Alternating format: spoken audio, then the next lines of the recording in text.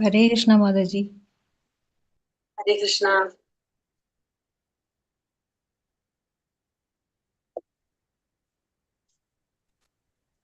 हरे कृष्णा माता जी। हरे हरे कृष्णा। कृष्णा माता जी।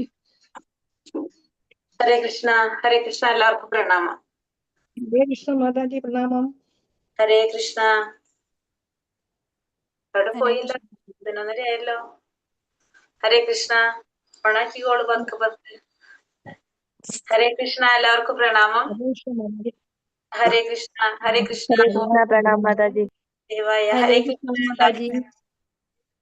ഹരേ കൃഷ്ണ എല്ലാവർക്കും പ്രണാമം. ഹരേ കൃഷ്ണ. हरे ഓം कृष्णा നമോ प्रणाम. ദേവായ. ഓം നമോ ഭഗവതേ വാസുദേവായ. ഓം നമോ ഭഗവതേ വാസുദേവായ. ഓം അജ്ഞാനതിമിരാന്തസ്യ ജ്ഞാനാഞ്ജനാശലാകയ ചക്ഷുരുന്മീലിതം യേന തസ്മൈ ശ്രീഗുരവേ നമഃ. നമോ വിഷ്ണുപാദായ കൃഷ്ണപ്രേഷ്ഠായ ഭക്തിവേദാന്ത സ്വാമിനിക്ക് നാമിനെ. നമസ്തേ സാരസ്വതേ ദേവേ ഗൗരവാണി പ്രചാരിണേ നിർവിശേഷ ശൂന്യവാദി പാശ്ചാത്യദേശതാരിണേ. जय श्री कृष्ण चैतन्य प्रभु नित्यानंद श्री अद्वैत गदाधर श्रीवासादि गौर भक्त वृंद. हरे कृष्णा कृष्ण कृष्ण हरे हरे, हरे राम राम हरे हरे. ഹരേ കൃഷ്ണ. ശ്രീ ശ്രീ രാധാ ഗോവിന്ദ് ടെമ്പിൾ ഇസ്കോൺ മാനേജ്മെന്റ് ഭഗവത്ഗീത ക്ലാസ്സിലേക്ക് എല്ലാവർക്കും സ്വാഗതം. ഹരേ കൃഷ്ണ എല്ലാവർക്കും പ്രണാമം. ഹരേ കൃഷ്ണ എല്ലാവർക്കും പ്രണാമം. അധ്യായം 15. എന്താണ് നമ്മൾ ഇന്ന്? പുരുഷോത്തമ യോഗം അല്ലെ? 15ാമത്തെ അധ്യായത്തിലേക്ക് നിൽക്കാണ് നമ്മള്. 18 ദിവസത്തെ ക്ലാസ് എന്നും പറഞ്ഞ് കയറ്റിയതാണ് പിടിച്ചെല്ലാവരും അല്ലെ. 18 ദിവസവും കഴിഞ്ഞ് ഇപ്പൊ ലെവൽ 2 ക്ലാസിന്റെ എത്ര ദിവസമായിരുന്നു വല്ല പിടുത്തമുണ്ടോ ആർക്കെങ്കിലും? അല്ല, 18 ദിവസമല്ലേ ഉള്ളൂ എന്ന് വിചാരിച്ച് വന്നതായിരുന്നു. പക്ഷെ ഇവിടെ 18 ദിവസം കഴിഞ്ഞപ്പോ ഇവിടെ മാതാ ജി ഒക്ടോബർ 6 സ്റ്റാർട്ട് ചെയ്തതാണ്. ഒക്ടോബറിൽ തുടങ്ങിയതല്ലേ? അതെ. ഒക്ടോബർ കഴിഞ്ഞു, നവംബറും കഴിഞ്ഞു, ഡിസംബർ ആവാനാ പോണത് അല്ലെ. 18 ദിവസം കൊണ്ട് തീർത്തു പോവാന്ന് വിചാരിച്ചത്. ക്ലാസ് ഒക്കെ കഴിഞ്ഞ് 18 ദിവസം കൊണ്ട് ഭഗവത്ഗീത ഒന്ന് മനസ്സിലാക്കി വിചാരിച്ചു. അത് കഴിഞ്ഞപ്പോ എന്ത് മാതാജി? തീർത്തു പോവാൻ തോന്നുന്നില്ല. മാതാജിനെ കാണുന്നില്ലല്ലോ, ഗിരിജ മാതാജിനെ. എനിക്ക് വീഡിയോ കിട്ടുന്നില്ല മാതാജി, സ്ലോ ആണ് ഇവിടെ നെറ്റ്. നമുക്ക് സാരില്ല, ഓക്കെ. ഈ 18 ദിവസമായിട്ട് ആർക്കെങ്കിലും തിരിച്ചു പോകാൻ അതാണല്ലോ ഭഗവാന്റെ സൂത്രം. ഭഗവാൻ വീട്ടിലില്ല അങ്ങനെ. ഒന്ന് കിട്ടിക്കഴിഞ്ഞാൽ വീട് കിട്ടും. ഭഗവാൻ അങ്ങനെയാ അല്ലെ? നമുക്കറിയാലോ, ഭഗവാൻ കുറച്ച് സ്ഥലം കൊടുത്താൽ ബാക്കി ഭഗവാൻ നോക്കിക്കോളും. നമ്മള് കണ്ടിട്ടില്ലേ ബദ്രിനാഥിലും കേദാർനാഥിലും ഭഗവാൻ. ബദ്രിനാഥില് ഭഗവാൻ എങ്ങനെ ഇരിക്കണെന്നറിയോ? ആദ്യം ഭഗവാൻ ബദ്രിനാഥിൽ ഉണ്ടായിരുന്നില്ലല്ലേ. ബദ്രിനാഥിൽ ശരിക്കും ആരായിരുന്നു ആദ്യം അറിയാവോ? മഹാദേവനായിരുന്നു അവിടെ ഇരുന്നത്. മഹാദേവനും പാർവതിയായിരുന്നു ഉണ്ടായിരുന്നത്. കുറച്ച് സ്ഥലം ചോദിച്ചതാണ് ഭഗവാൻ. അങ്ങനെ, അതായത് മഹാദേവനും പാർവതി ദേവി ഇരിക്കുമ്പോ മഹാദേവൻ ഒരു കുട്ടിയായിട്ട് ചെറിയൊരു കുട്ടിയുടെ രൂപത്തിൽ വന്നിട്ട് ചോദിച്ചു, ഇവിടെ കുറച്ചു നേരം റെസ്റ്റ് ചെയ്തോട്ടെ എന്ന് വെച്ചു. അപ്പൊ മഹാദേവന് മനസ്സിലായി ഇതാരാണെന്നുള്ളത്. അപ്പൊ മഹാദേവൻ പറഞ്ഞു ഇവിടെ ഇരിക്കേണ്ട, പോയി. ഇപ്പൊ പാർവതി ദേവിയോട് പറഞ്ഞു, കണ്ടില്ലേ ഒരു ചെറിയ കുട്ടിയായിട്ട് ഈ തണുപ്പത്ത് തന്നെ പറഞ്ഞയക്കണ കണ്ടില്ലെന്ന്. അപ്പൊ പാർവതി ദേവി പറഞ്ഞു, പാവ കൊച്ചല്ലേ, നമ്മൾ അങ്ങനെ ചെയ്യാൻ പാടില്ലല്ലോ, ഇവിടെ ഇരിക്കുന്നോട്ടെന്ന്. അപ്പോഴും മഹാദേവൻ പറഞ്ഞു വേണ്ട, ബുദ്ധിമുട്ടാണെന്ന്. അപ്പൊ പാർവതി ദേവിയുടെ നിർബന്ധപ്രകാരമാണ് അങ്ങനെ കുറച്ച് സ്ഥലം കൊടുത്തിട്ട് ഇവര് കുളിക്കാൻ പോയി. കുളിച്ചു കഴിഞ്ഞ് വന്നപ്പോ ആ ഗുഹയിൽ കയറി ഇരുന്നിട്ട് ഭഗവാൻ പറഞ്ഞു, ഞാനിവിടെ ഇരിക്കുകയാണെങ്കിൽ നിങ്ങൾ വേറെ സ്ഥലം നോക്കിക്കോളാൻ പറഞ്ഞു. അങ്ങനെ ബദ്രീനാഥിൽ ആരായി? ഭഗവാനായി. എന്നിട്ട് പിന്നെ അവര് അവിടേക്ക് പോയി, കേദാറിലേക്ക് പോയി അല്ലെ. അങ്ങനെയാണ് ഭഗവാൻ. പറഞ്ഞ പോലെ തന്നെ നമ്മളെ വീട്ടിൽ ഒന്ന് കയറ്റിയാൽ മതി, നാമം ജപിച്ചിട്ടൊന്ന് കൊണ്ടുവന്നാൽ മതി, ബാക്കി വീട്ടിലുള്ളവരെ മുഴുവൻ ലെവലാക്കി ഭഗവാന്റെ രീതിയിലാക്കി എടുത്തോളും ഭഗവാൻ എല്ലാവരും. നമ്മൾ പ്രത്യേകിച്ച് ചെയ്യേണ്ട ആവശ്യമില്ല അല്ലെ.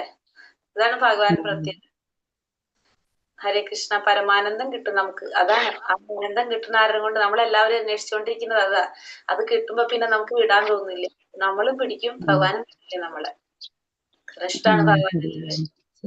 ഹരേ കൃഷ്ണ. അപ്പൊ നമുക്കിന്ന് ക്ലാസ് തുടങ്ങാം. ഹരേ കൃഷ്ണ. ഹരേ കൃഷ്ണ. അപ്പൊ അധ്യായം 15 പുരുഷോത്തമ യോഗം. അതിനു മുന്നേ നമ്മൾ ഇന്നലെ പഠിച്ചത് എന്താണെന്ന് വേഗം ഒന്ന് പറയാം നമുക്ക്. ഹരേ കൃഷ്ണ. ഇന്നലെ എന്തൊക്കെ പഠിച്ചത് വേഗം ഒന്ന് ഓടിച്ചു പറഞ്ഞേ. എന്തിനെ കുറിച്ച് പഠിച്ചതെന്നല്ലേ? മ്യൂട്ടില എല്ലാവരും. ത്രിഗുണങ്ങളില് സത്വഗുണക്കാര് മരിച്ചു കഴിഞ്ഞാൽ എന്ത് സംഭവിക്കും, രജോ ഗുണക്കാര് മരിച്ചു കഴിഞ്ഞാൽ എന്ത് സംഭവിക്കും എന്ന് പഠിച്ചു. സത്വഗുണക്കാര് മരിച്ചു കഴിഞ്ഞാൽ ഈ ഋഷീശ്വരന്മാരുടെ ഉത്കൃഷ്ട ലോകത്ത് ചെല്ലും. രജോ ഗുണക്കാര് മരിച്ചു കഴിയുമ്പോഴത്തേക്കിനും ഫലം ഉദ്ദേശിച്ച് കർമ്മങ്ങൾ ചെയ്യുന്നവർക്കിടയിൽ ഭൂമിയിൽ തന്നെ ജനിക്കും. തമോ ഗുണക്കാരാണെങ്കിൽ മൃഗങ്ങളായിട്ടും ജനിക്കും. പിന്നെ അവരുടെ കർമ്മത്തിന്റെ ഫലം 16ാമത്തെ ശ്ലോകത്തിൽ പറയുന്നുണ്ട്. സത്വഗുണക്കാരുടെ പ്രവർത്തികളുടെ ഫലം വിശുദ്ധമാണെന്ന് പറയുന്നു. രജോ ഗുണക്കാരുടെ കർമ്മഫലം ദുഃഖമാണ്. തമോ ഗുണക്കാരുടെ കർമ്മത്തിന്റെ ഫലം മൗഢ്യവും അജ്ഞതയുമാണ്. സാത്വിക ഗുണത്തിൽ നിന്ന് യഥാർത്ഥമായ ജ്ഞാനം കിട്ടുന്നുണ്ട്. രജോ ഗുണക്കാരൻ അവർക്ക് ലോഭവും, തമോ ഗുണക്കാരിൽ നിന്ന് പ്രമാദവും മോഹവും മൗഢ്യവും അജ്ഞതയും അവരുടെ ഉള്ളിലുണ്ടാകുന്നു. പരമസാക്ഷാത്കാരം ലഭ്യമാകുന്നത് ധ്യാനത്തിലൂടെയും അങ്ങനെ നിഷ്കാമകർമ്മത്തിലൂടെയും തത്വശാസ്ത്രപരമായ ചിന്തയിലൂടെയൊക്കെ കിട്ടും എന്ന് പറഞ്ഞു ഈ അധ്യായത്തിൽ. ഭഗവാന്റെ ചരിതങ്ങൾ കേൾക്കണം. ശ്രവണം ഭാഗവത ശ്രവണം എന്നും പറഞ്ഞു. എല്ലാവരും കേറാത്തവരൊക്കെ ഭാഗവതം ക്ലാസ്സിൽ കയറാൻ തുടങ്ങിയോ? ഞാൻ കയറാൻ തുടങ്ങി. ഞാൻ രാവിലെ മാതാജിയുടെ ക്ലാസ്സിൽ കയറാൻ തുടങ്ങി. പക്ഷെ എനിക്ക് വീഡിയോ കിട്ടുന്നില്ല. അതുകൂടെ കിട്ടിയിരുന്നെങ്കിൽ എനിക്ക് ക്ലാസ് കഴിഞ്ഞിട്ട് ഒന്നുകൂടെ ഒന്ന് നോക്കി കേൾക്കാമായിരുന്നു. എനിക്ക് മെസ്സേജ് കിട്ടോ? ഞാൻ പ്ലേ ലിസ്റ്റ് അയച്ചുതരാം. ഇതുവരെയുള്ളത് അയച്ചുതരാം. കാരണം ഗ്രൂപ്പിൽ ആഡ് ചെയ്തിട്ടുണ്ടാവില്ല. അത് ഇന്റർവ്യൂ ഒക്കെ എടുത്തിട്ട് അവിടെ എൻട്രി ഉള്ളു മാതാജി. അതുകൊണ്ടാണ് ആ ഗ്രൂപ്പിൽ ആഡ് ചെയ്യാത്തത്. പക്ഷെ വീഡിയോ കിട്ടിയാൽ പിന്നെ നമുക്ക് സമയം കിട്ടുമ്പോ എല്ലാം കൂടെ ഒന്ന് നോക്കാൻ പറ്റും. പ്ലേ ലിസ്റ്റ് അതിൽ അപ്ഡേറ്റ് ചെയ്തോണ്ടിരിക്കും. ആ ലിസ്റ്റ് തന്നെ നിങ്ങൾ സ്റ്റാർ ചെയ്ത് വെച്ച് കഴിഞ്ഞാൽ ആ പ്ലേ ലിസ്റ്റിൽ തന്നെ ഡെയിലി ക്ലാസ് അതിൽ കിട്ടിക്കൊണ്ടിരിക്കും നിങ്ങൾക്ക്. കാരണം ഗ്രൂപ്പിൽ ആഡ് ചെയ്യാത്തെന്ന് വെച്ചിട്ടുണ്ടെങ്കിൽ ഞാൻ പറഞ്ഞില്ലേ, കറക്റ്റ് ആയിട്ട് കയറിക്കുന്നവരെ മാത്രമാണ് ആഡ് ചെയ്യുന്നത്. ശരിക്കും അതായത് പക്ക നിങ്ങൾ ഓക്കെ ആയിക്കഴിഞ്ഞാൽ ആ ഗ്രൂപ്പിൽ ആഡ് ചെയ്യുക. കാരണം ഇപ്പൊ കുറെ പേരാകുമ്പോ മറ്റുള്ള ക്ലാസ്സുകളിലെ പ്രോബ്ലം അതാണ്. കാരണം ലിങ്ക് എല്ലാവർക്കും ഓപ്പൺ ആക്കാൻ പറ്റുന്നില്ല. അപ്പൊ ക്ലാസ്സിൽ കയറുന്ന ഉറപ്പുള്ളവരെ മാത്രമാണ് ഗ്രൂപ്പിൽ ആഡ് ചെയ്തുകൊണ്ടിരിക്കുന്നത്. ഇപ്പൊ നിങ്ങള് കയറിയിട്ടല്ലേ ഉള്ളൂ, നിങ്ങൾ ടെസ്റ്റ് ചെയ്തോണ്ടിരിക്കും. ഇപ്പൊ ടെസ്റ്റ് ചെയ്തിട്ട് നിങ്ങൾ പാസ്സായി കഴിഞ്ഞാൽ നിങ്ങളെ ഗ്രൂപ്പിലേക്ക് എൻട്രി കിട്ടും നിങ്ങൾക്ക്. മാതാജി എനിക്ക് നല്ലതുപോലെ നെറ്റ് കിട്ടുന്നില്ല. രാവിലെ ഭാഗവതം ക്ലാസ്സിൽ കയറാൻ പറ്റിയില്ല. കൂടെ പോവാ, ഇതിലും അങ്ങനെ കൂടെ പോവാ. എന്താന്ന് പറഞ്ഞൂടാ, നെറ്റ് പ്രോബ്ലം ഉണ്ടാവും. മഴയുണ്ടോ? മഴയുണ്ട്, നല്ല മഴയൊക്കെ ഉണ്ട്. അതായിരിക്കും. കുഴപ്പമില്ല കേട്ടോ. ഭയങ്കര മനപ്രയാസം എനിക്ക് രാവിലെ മുതലേ. അപ്പോഴും കിട്ടുന്നില്ല, ഇപ്പോഴും കിട്ടുന്നില്ല. അതെന്താ പരീക്ഷണാണോ? മാതാജി നാമം ജപിക്കുന്നില്ലേ? നല്ല ഇത് കിട്ടാത്തോണ്ട്, ഈ ക്ലാസ് കിട്ടാത്തോണ്ട്. ഭഗവാൻ പരീക്ഷിക്കുന്നായിരിക്കും മാതാജി. ഭഗവാന്റെ അടുത്തുള്ള നാമം ജപിക്കുന്നുണ്ടോ? മാതാജിക്ക് നെറ്റ് പ്രോബ്ലം ആണ്, കേൾക്കുന്നില്ല മാതാജി.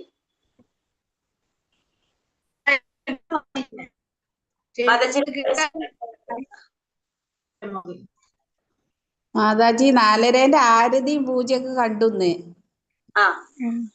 എന്നിട്ട് ഇഷ്ടായോ? ഓ ഇഷ്ടായി മാതാജി. തുളസി പൂജയൊക്കെ നല്ല ഇഷ്ടായി, നല്ല ഇഷ്ടായി.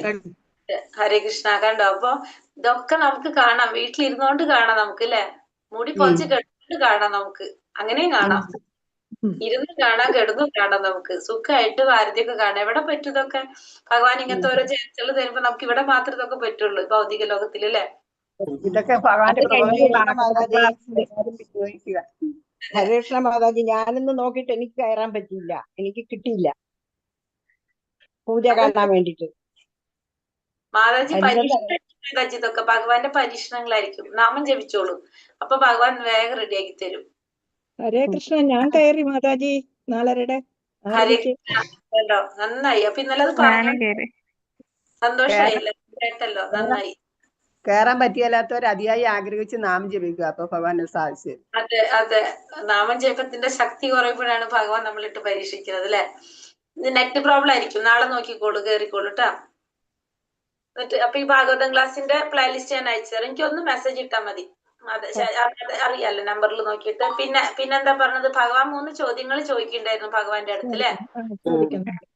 3 ചോദ്യങ്ങൾ ചോദിക്കണ്ടായിരുന്നു. എന്തൊക്കെയാ ചോദിച്ചത്? ത്രിഗുണങ്ങൾ അതിക്രമിച്ച വ്യക്തിയുടെ ലക്ഷണങ്ങള്, അവരുടെ പെരുമാറ്റം എന്താണെന്ന്, പിന്നെ അയാൾ എങ്ങനെ ഈ ത്രിഗുണങ്ങളെ അതിക്രമിക്കുന്നു. അതിക്രമിക്കാൻ സാധിക്കുന്നത് എങ്ങനെയാണ്? ഭഗവാനിൽ അചഞ്ചലമായ ഭക്തി ഏത് പരിതസ്ഥിതിയിലും പിഴയ്ക്കാതെ ഭക്തിപൂർവം ഭഗവാൻ സേവനത്തിൽ ഏർപ്പെടുന്നവർക്ക് വേഗത്തിൽ ഭൗതിക പ്രവൃത്തിയുടെ ത്രിഗുണങ്ങളെ അതിക്രമിച്ച് അതായത് പല പല പരീക്ഷണങ്ങൾ വന്നോണ്ടിരിക്കും. ഇപ്പൊ നെറ്റ് കട്ടാവണത് അല്ലെ, ഇതൊക്കെ പരീക്ഷണാണ്. എന്നാലും നമ്മൾ ചെയ്യോ, നമ്മൾ എന്ത് ചെയ്യോ ആ നേരത്തുനിന്ന് കിടന്നുറങ്ങോ നാമം ജപിക്കോ എന്നുള്ള പരീക്ഷണമായിരിക്കും ഇതൊക്കെ അല്ലെ. അപ്പൊ ഏതൊരു പരിതസ്ഥിതിയിലും മറക്കാതെ ഭഗവാനെ നമ്മൾ വിളിച്ചുകൊണ്ടിരുന്നു കഴിഞ്ഞാല് നമുക്ക് എന്ത് സാധിക്കും? ഭഗവാനെ പ്രാപിക്കാനായിട്ട് സാധിക്കും. ഞാനൊരു സംശയം ചോദിക്കട്ടെ. ഇപ്പൊ ഇതിൽ നമ്മൾ പറഞ്ഞ ത്രിഗുണങ്ങളാണല്ലേ നമ്മൾ ഈ പറയുന്നത് മുഴുവൻ ഇരുന്നിട്ട്. ഈ ത്രിഗുണങ്ങളാണ് നമ്മളെ കൊണ്ട്. അപ്പൊ ഭഗവാൻ അറിയാലോ ഇതൊക്കെ. ഭഗവാൻ എന്തിനപ്പൊ ഈ ത്രിഗുണങ്ങൾ തന്നെ? നമുക്ക് സത്വഗുണം അല്ലെങ്കിൽ നമുക്ക് ശുദ്ധ സത്വം മാത്രം പോരെ? ഈ 3 ഗുണത്തിന്റെ ആവശ്യമുണ്ടോ? ഭഗവാനല്ലേ ഇതിന്റെ ഒക്കെ ആള്. എന്തിനാ ഈ 3 ഗുണങ്ങൾ നമുക്ക് തന്നെ? വേണം. ഭഗവാൻ അറിയാലോ എല്ലാ കാര്യങ്ങളും. അപ്പൊ പിന്നെ ഈ തമോ ഗുണത്തിന്റെ ഒന്നും ആവശ്യമില്ലല്ലോ. സത്വഗുണം മാത്രം അല്ലെങ്കിൽ വിശുദ്ധ സത്വഗുണം മാത്രം പോരെ? ഒരു ഗുണം പോരെയിരുന്നു? എന്തിനാ 3 കൂടി തന്നത്? ഈ ഗുണങ്ങളെയൊക്കെ അതിജീവിച്ച് നമ്മൾ വരണം, ഭഗവത് ഭക്തിയിൽ ഏർപ്പെടണം. പക്ഷെ അറിയാലോ. അപ്പൊ ആദ്യമേ തന്നെ ഒരെണ്ണം തരണമെങ്കിൽ പിന്നെ അതിജീവിക്കേണ്ട ആവശ്യമില്ലല്ലോ. നമ്മളെല്ലാവരും അതിൽ തന്നെ ആയില്ലേ?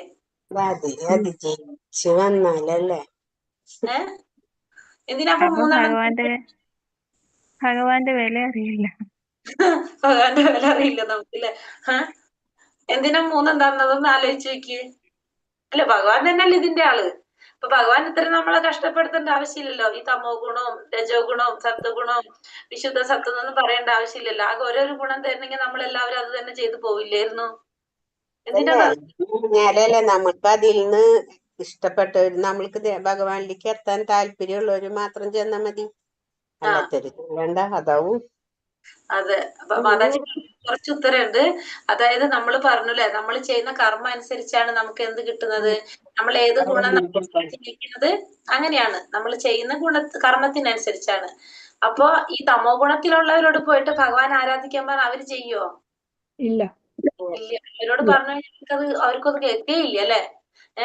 സത്വഗുണത്തിൽ അല്ലെങ്കിൽ വിശുദ്ധ സത്വത്തിലുള്ളവരാണ് ഇങ്ങനത്തെ കാര്യങ്ങൾ ഭഗവാനെ ആരാധിക്കുക അല്ലെങ്കിൽ ദേവന്മാരെ ആരാധിലേക്ക് പോകുന്നത്. നമുക്കറിയാം ഓരോ ഗുണത്തിനും കാറ്റഗറി ഉണ്ട് അല്ലെ. അപ്പൊ അതിന് തന്നെയാണ്. കാരണം വെച്ചിട്ടുണ്ടെങ്കിൽ ഓരോരുത്തർക്കും ഏതാണോ യോഗ്യത ഉള്ളത് അതിലേക്ക് അവർക്ക് പാടുള്ളൂ. യോഗ്യത ഇല്ലാത്തവർക്ക് പാടില്ലല്ലോ ഒന്നും. ഭഗവാൻ പറയുന്നുണ്ടല്ലോ, ഭഗവാൻ ഭഗവത്ഗീതയിൽ പറയുന്നുണ്ട്. എന്താ പറയണത്? അർഹതപ്പെട്ടവർക്ക് മാത്രമേ അത് കൊടുക്കാൻ പാടുള്ളൂ, അല്ലാത്തവർക്ക്, വിശ്വാസം ഇല്ലാത്തവർക്ക് പറഞ്ഞു കൊടുക്കരുതെന്ന് പറയുന്നുണ്ട് അല്ലെ. അതേപോലെ തന്നെയാണ്. അപ്പൊ ഗുണത്തിൽ നോക്കുമ്പോൾ ഈ തമോ ഗുണത്തിലുള്ളവര്, കാരണം തമോ ഗുണത്തിലുള്ളവരോട് ഫസ്റ്റ് തന്നെ സത്വഗുണത്തിലേക്ക് അവർക്ക് പറ്റുകയും കൂടി ഇല്ലത്. കാരണം അവരെന്താ ചിന്തിക്കുന്നത്?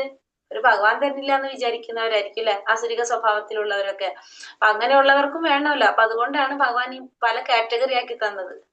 ഓരോരുത്തരുടെ യോഗ്യതയ്ക്ക് അനുസരിച്ച് നമുക്ക് തെരഞ്ഞെടുക്കാം. അപ്പൊ നമ്മൾ വരുന്നതിനനുസരിച്ച് നമുക്ക് എന്ത് ചെയ്യാം? നമുക്കത് പതുക്കെ പതുക്കെ സ്റ്റെപ്പ് ബൈ സ്റ്റെപ്പ് ആയിട്ട് ഉയർന്നിട്ട് പോവാനായിട്ട്. ഡയറക്റ്റ് യോഗ്യത ഉള്ളവർക്ക് ഡയറക്റ്റ് പോവാം, അല്ലാത്തവർക്ക് പതുക്കെ പതുക്കെ പതുക്കെ പോയാൽ മതി. സമയമാകുമ്പോ എത്തിയാൽ മതി അവിടേക്ക്. ധൃതി ഒന്നും ഇല്ല എന്നല്ലേ, പതുക്കെ പതുക്കെ വന്നാൽ മതി എന്ന്. അതിനാണ് ഇപ്പൊ ഭഗവാൻ 3 ഗുണങ്ങളും തന്നിരിക്കുന്നത് അല്ലെ. ഹരേ കൃഷ്ണ. അങ്ങനെ നമ്മള് 14ാമത്തെ ഭൗതിക പ്രകൃതിയുടെ ത്രിഗുണങ്ങള് ഇന്നലെ കഴിഞ്ഞു. ഇന്ന് അധ്യായം 15 പുരുഷോത്തമ യോഗം. പുരുഷോത്തമ യോഗം നല്ലൊരു അധ്യായമാണ്.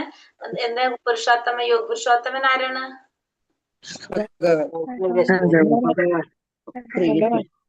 ഭഗവാൻ അല്ലെ.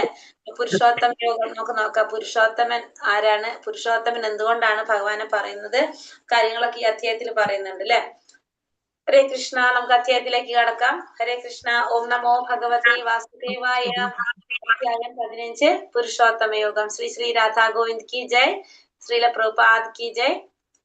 ശ്രീ ഭഗവാനുവാച ഊർധമൂലമക അധ ശാഖം അശ്വത്ഥം പ്രാഹുരവ്യയം ഛന്ദാംസി യസ്യ പർണാനി യസ്തം വേദ സ വേദവിത്.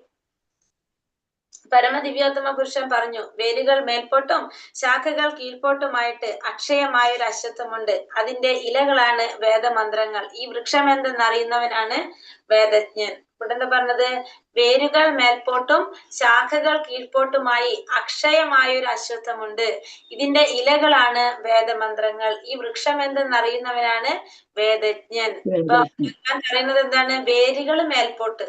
ആ വൃക്ഷത്തിന്റെ വേരുകൾ എവിടേക്കാണ്? വേരുകൾ മേൽപോട്ടാണ്. നമ്മുടെ മനസ്സിൽ വരണം ആ പിക്ചർ, വൃക്ഷത്തിന്റെ പിക്ചർ. ആ വൃക്ഷത്തിന്റെ വേരുകൾ മേൽപോട്ടും ശാഖകൾ കീഴ്പോട്ട്. ഇലയും ശാഖയൊക്കെ എവിടേക്കാണ്? കീഴ്പോട്ടാണ്. അങ്ങനെ ഒരു അക്ഷയമായിട്ടുള്ള അശ്വത്ഥം. അക്ഷയമായിട്ടുള്ള അശ്വത്ഥം എന്ന് വെച്ചാൽ എന്താണ്? അരയാൽ വൃക്ഷം. അരയാൽ വൃക്ഷം ഉണ്ട്. ആ വൃക്ഷത്തിന്റെ ഇലകൾ എന്തെന്നാ പറയുന്നത്? വേദമന്ത്രങ്ങളാണ്. അതിന്റെ വേദമന്ത്രങ്ങളാണ്. ഈ വൃക്ഷത്തെ കുറിച്ച് അറിയുന്നവനാണ് ആര്? വേദജ്ഞൻ. അറിയുന്നവൻ വേദജ്ഞനാണെന്ന് പറയാം. അപ്പൊ ഈ വൃക്ഷം എന്ന് പറയുന്നത് വേരുകൾ മേൽപോട്ടാണ്, അതിന്റെ ശാഖകൾ കീഴ്പോട്ടാണ്.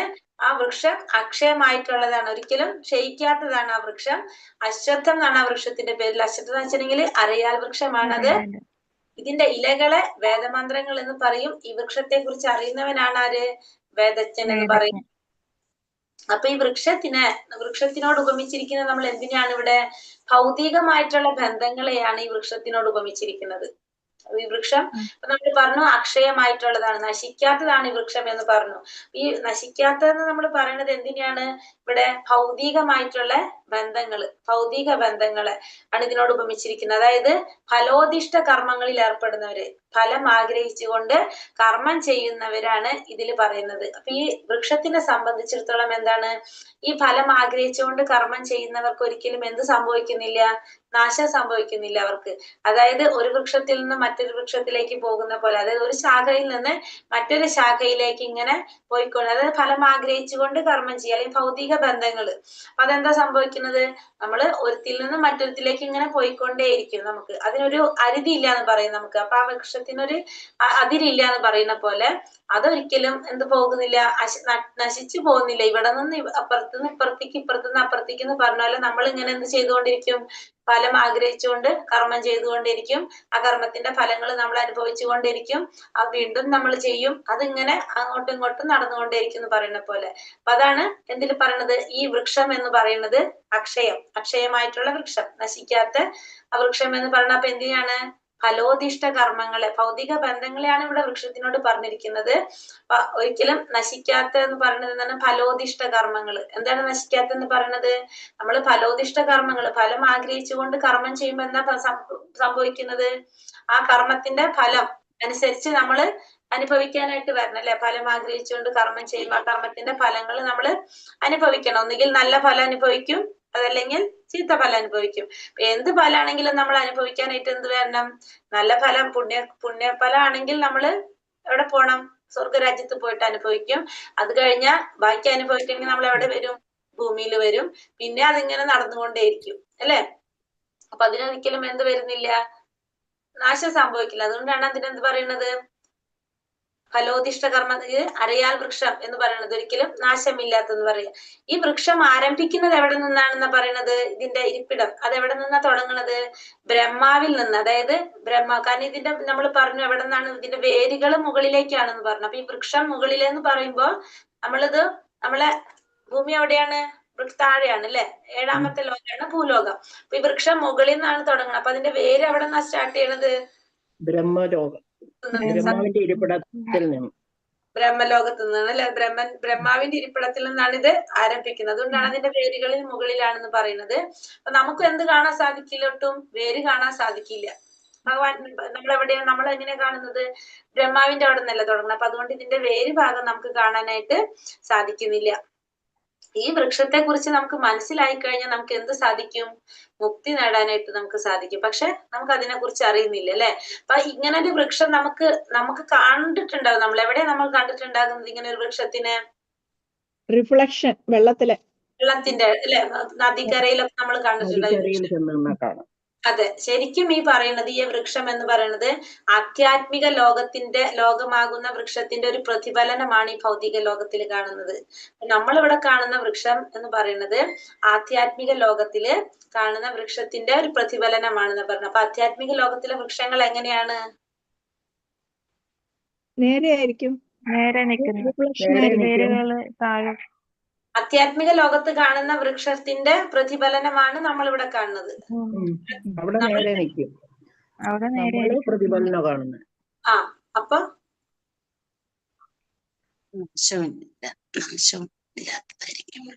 അല്ലെ ആധ്യാത്മിക ലോകത്ത് അപ്പൊ എങ്ങനെ ഇരിക്കും വൃക്ഷം? ഇപ്പൊ ഈ പറഞ്ഞ പോലെ അല്ലേ വൃക്ഷം ഉണ്ടാവുക? നേരെ നിൽക്കും അല്ലെ? അപ്പൊ നമ്മളിവിടെ ഇങ്ങനെ കാണുന്നു. അപ്പൊ ഈ വൃക്ഷത്തിന്റെ നിഴല് എവിടെയാ സ്ഥിതി ചെയ്യുന്നത്? കാരണം ഈ വൃക്ഷം എന്ന് പറയുന്നത് ഭൗതിക ലോകത്ത്, ആധ്യാത്മിക ലോകത്ത് ഈ വൃക്ഷത്തിന്റെ നിഴല് എവിടെയാണ്? തൃഷ്ണയില്, നമ്മൾ ആഗ്രഹങ്ങളിലാണിത് സ്ഥിതി ചെയ്യുന്നത്. കാരണം ഈ വൃക്ഷം എന്ന് പറഞ്ഞാൽ നമ്മൾ എന്താ പറഞ്ഞത്? ഫലോദിഷ്ട കർമ്മങ്ങളാണ്. ഫലം ആഗ്രഹിച്ചുകൊണ്ട് കർമ്മം ചെയ്യുക. അപ്പൊ എന്താണ് നമ്മളെ ആഗ്രഹങ്ങളെല്ലാം നമ്മളെ കൊണ്ടത് ചെയ്യിക്കുന്നത്? ആഗ്രഹത്തിലാണത് സ്ഥിതി ചെയ്യുന്നത് എന്ന് നമുക്ക് പറയാം. ഇനി ഇതിന്റെ ഡീറ്റെയിൽ ആയിട്ട് ഒന്നും കൂടി പറഞ്ഞു പോകാം. അധശ്ചോർത്തം പ്രസിദ്ധ സസ്യശാഖ ഗുണപ്രവൃത്ത വിഷയ പ്രവാളഹ അധശ്ച മൂല്യാനുസന്തതാനി കർമാനുബന്ധീനി മനുഷ്യലോകെ. ഈ വൃക്ഷത്തിന്റെ ശാഖകൾ ഭൗതിക പ്രകൃതിയുടെ ത്രിഗുണങ്ങളാൽ പോഷിപ്പിക്കപ്പെട്ട് താഴോട്ടും മേലോട്ടും പടർന്നു കിടക്കുന്നു. ഇനി എന്താ പറയണത്? ഈ വൃക്ഷത്തിന്റെ ശാഖകൾ എന്ന് പറയുന്നത് ഭൗതിക പ്രകൃതിയുടെ ത്രിഗുണങ്ങൾ കൊണ്ട് പോഷിപ്പിക്കപ്പെടണം. ഇതിന്റെ ശാഖകള് ഭൗതിക പ്രകൃതിയുടെ ത്രിഗുണങ്ങൾ കൊണ്ട് പോഷിപ്പിക്കപ്പെട്ട് താഴോട്ടും മേലോട്ടും പടർന്നു കിടക്കാണ് ചെയ്യുന്നത്. പിന്നെ ഇതിന്റെ ചില്ലകൾ എന്ന് പറയുന്നത് എന്താണ്? ഇന്ദ്രിയ വിഷയങ്ങളാണ് ഇതിന്റെ ചില്ലകൾ. ഈ വൃക്ഷത്തിന് താഴേക്ക് ഇറങ്ങുന്ന വേരുകളുമുണ്ട്. ഇവ മനുഷ്യ സമുദായത്തിന്റെ ഫലോദിഷ്ട കർമ്മങ്ങളോട് ബന്ധപ്പെട്ടവയാണ്. ഇതിന്റെ ശാഖകൾ എന്ന് പറയുന്നത് എങ്ങനെയാണ് പറയുന്നത്? ഇതിന്റെ ശാഖകള് വിഷയങ്ങള്, ഈ വൃക്ഷത്തിന്റെ ശാഖകൾ ഭൗതിക താഴോട്ട്. അപ്പൊ ത്രിഗുണങ്ങളാണ് ഇതിന്റെ ശാഖകള്, ഇന്ദ്രിയ വിഷയങ്ങളാണ് ഇതിന്റെ ചില്ലകള്, ഇറങ്ങുന്ന വേരുകളുണ്ട് അല്ലെ. അതിന് ഫലോദിഷ്ട കർമ്മങ്ങളോട്, മനുഷ്യരുടെ ഫലോദിഷ്ട കർമ്മങ്ങളോട് ബന്ധപ്പെട്ടിരിക്കുകയാണ് ചെയ്യുന്നത്. അപ്പൊ ഈ വൃക്ഷത്തിന് എന്താ പറയണെന്ന് വെച്ചിട്ടുണ്ടെങ്കിൽ ഇതിന്റെ മുകൾ ഭാഗം, ഈ വൃക്ഷത്തിന്റെ കീഴ്ഭാഗം എന്ന് പറയുന്നത് മനുഷ്യര്, കുതിര, പശു, നായ, പൂച്ച മുതലായ ജീവികൾ, അതായത് ജീവാത്മാക്കളില് മനുഷ്യരും മൃഗങ്ങളും എല്ലാതുമാണ് എന്ത് വരുന്നത്? ഈ വൃക്ഷത്തിന്റെ കീഴ്ഭാഗത്ത് വരുന്നത്. ഇതിന്റെ കീഴ്ഭാഗത്ത് വരുന്നത് ഇവരാണ്. താഴത്തെ ശാഖകളിലാണ് സ്ഥിതി ചെയ്യുന്നത്. മുകളിലത്തെ ശാഖകളിൽ ആരായിരിക്കും കുറച്ചും കൂടി ഉയർന്ന നിലയിലുള്ളത്? അതായത് ദേവന്മാര്, ഗന്ധർവന്മാരൊക്കെയാണ് വരുന്നത്. ഇവിടെ മുകളിൽ വരുന്നത്, താഴെ വരുന്നത് മറ്റുള്ള ജീവാത്മാക്കളാണ് വരുന്നത്. ഇതിന് പോഷണം ലഭിക്കുന്നത് എങ്ങനെയാണ് പറയുന്നത്? പ്രകൃതിയുടെ ത്രിഗുണങ്ങളാല്. വൃക്ഷത്തിന് പോഷണം ലഭിക്കുന്നത് എങ്ങനെയാണ്? വെള്ളത്തിലൂടെ അല്ലെ. പക്ഷെ ഈ വൃക്ഷത്തിന് പോഷണം ലഭിക്കുന്നത് ത്രിഗുണങ്ങളിലൂടെയാണ് ഇതിന് പോഷണം ലഭിക്കുന്നത്. രൂപമസ്യേഹ തഥോപലഭ്യത നാന്തോ ന ചാദീർണ ന ച സംപ്രതിഷ്ഠ അശ്വത്ഥമേനം സുവിരൂഢമൂലം അസംഗശസ്ത്രേണ ദൃഢേന ചിത്വാ തഥാ പദം തത്പരിമാർഗിതവ്യം യസ്മിൻ ഗതാന നിവർത്തന്തി ഭൂയഃ തമേവ ചാദ്യം പുരുഷം പ്രപദ്യേ യഥാ പ്രവൃത്തി പ്രസിദ്ധാ പുരാണി. ഈ വൃക്ഷത്തിന്റെ യഥാർത്ഥ രൂപം ഈ ലോകത്തിൽ കാണുകയില്ല. അതിന്റെ ആരംഭമോ അവസാനമോ അടിസ്ഥാനമോ കണ്ടെത്താനാവില്ല. വേരുറച്ചുയർന്ന ഈ വൃക്ഷത്തെ ദൃഢനിശ്ചയത്തോടെ വിരക്തിയാകുന്ന ആയുധത്താൽ ഛേദിച്ചു കളയണം. എന്നിട്ട് എവിടെ ചെന്നാൽ തിരിച്ചു വരവില്ലയോ ആ ദിവ്യപദം പൂകി സ്മരണാതീത കാലം മുതൽക്കേയുള്ള എല്ലാറ്റിന്റെയും ഉറവിടമായ പരമപുരുഷന് സ്വയം സമർപ്പിക്കണം. അപ്പോ ഈ വൃക്ഷത്തിന്റെ യഥാർത്ഥ രൂപം നമുക്ക് എവിടെ കാണാൻ സാധിക്കില്ല? ഈ ലോകത്തിൽ, നമ്മൾ ഈ ഭൂലോകത്തിൽ കാണാനായിട്ട് സാധിക്കില്ല. ഇതിന്റെ ആരംഭം അവസാനം നമുക്ക് കണ്ടെത്താൻ സാധിക്കില്ല. ഈ വൃക്ഷത്തെ എന്തുകൊണ്ട് ഛേദിച്ചു കളയണം? ഛേദിച്ചു കളയണം. വിരക്തിയാകുന്ന ആയുധം കൊണ്ട് ഛേദിച്ചു കളഞ്ഞിട്ട് എവിടെ ചെന്നാലാണോ തിരിച്ചു വരവില്ലാത്തത് ആ ദിവ്യപദം പൂകി സ്മരണാതീത കാലം മുതൽക്കേയുള്ള എല്ലാറ്റിന്റെയും ഉറവിടമായ ഭഗവാന് സ്വയം സമർപ്പിക്കണം. അപ്പൊ ഈ വിരക്തിയാകുന്ന ആയുധം കൊണ്ട് ഈ വൃക്ഷത്തെ ഛേദിച്ചു കളയണം. എന്നിട്ട് നമുക്ക് എവിടെ ഭഗവാന് സ്വയം സമർപ്പിക്കണം. എന്നിട്ട് എന്താ ചെയ്യേണ്ടത്? ഭഗവാന് സ്വയം സമർപ്പിക്കണം, ഭഗവാന് സമർപ്പിക്കണം എന്നാണ് പറഞ്ഞത്. അപ്പൊ ഈ വൃക്ഷത്തിന്റെ ആരംഭം അവസാനം അടിസ്ഥാനം നമുക്ക് കണ്ടെത്താൻ സാധിക്കില്ല. ഇതിനെ നമ്മൾ എന്ത് ചെയ്യണം? ദൃഢനിശ്ചയത്തോടെ വിരക്തിയാകുന്ന ആയുധം കൊണ്ട് ഛേദിച്ചു കളയണം. എന്തിനോടാണ് നമുക്ക് വിരക്തി ഉണ്ടാകേണ്ടത് ഇവിടെ?